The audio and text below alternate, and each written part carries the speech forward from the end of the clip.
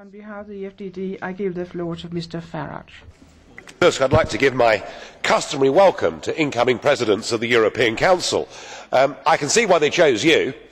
You're perfect. You're like the Euro record that's got stuck in the groove.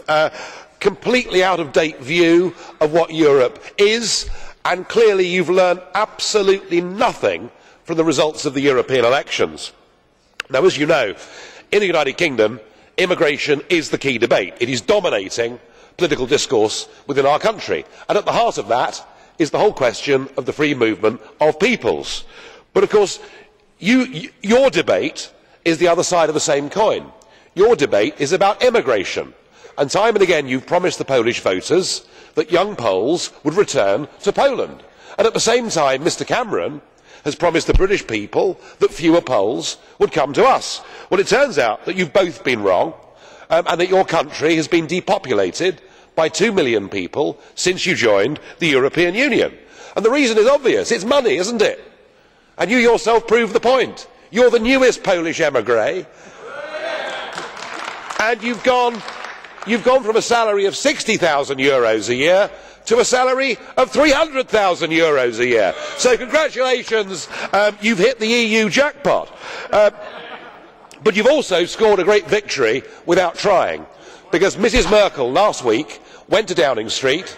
She spent a few hours with Mr Cameron, and Mr Cameron now is a big supporter of the free movement of people. Let me be clear, he said, I support the freedom of movement. So on that one, you've won a great victory against Mr Cameron without having to lift a finger. But he also says that he will now restrict the benefit of EU migrants working in Britain. Now, in the past, you've been very clearly opposed to this, and I want to please answer me today, Mr Tusk. Is it right that children who live in Warsaw should qualify for child benefit if their parents are working in London? Please clarify for me that point today. In some ways, you face quite a tough test. Not with the UK, our leaders are a soft touch. But despite the Lithuanian lemmings, you've got the euro crisis, you've got a referendum on whether the UK stays a member, and of course the appalling growth of attacks on Jewish people. I would put it to you, Mr Tusk, that the European elections showed us one thing. The voters in Europe want change. They want massive wholesale reform, and I'm entirely confident that you're not the man to provide that. Referring to what Mr Farage has said, I am impressed and satisfied.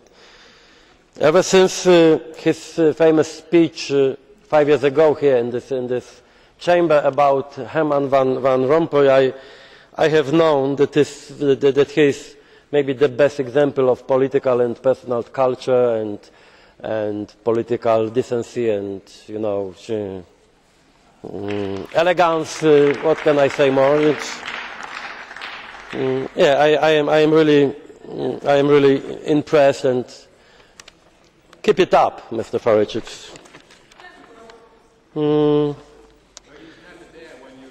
I know, but it's because this is about political culture, I think, what I mentioned a few seconds ago.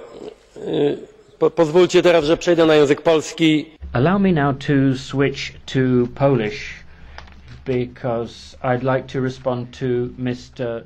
Duda.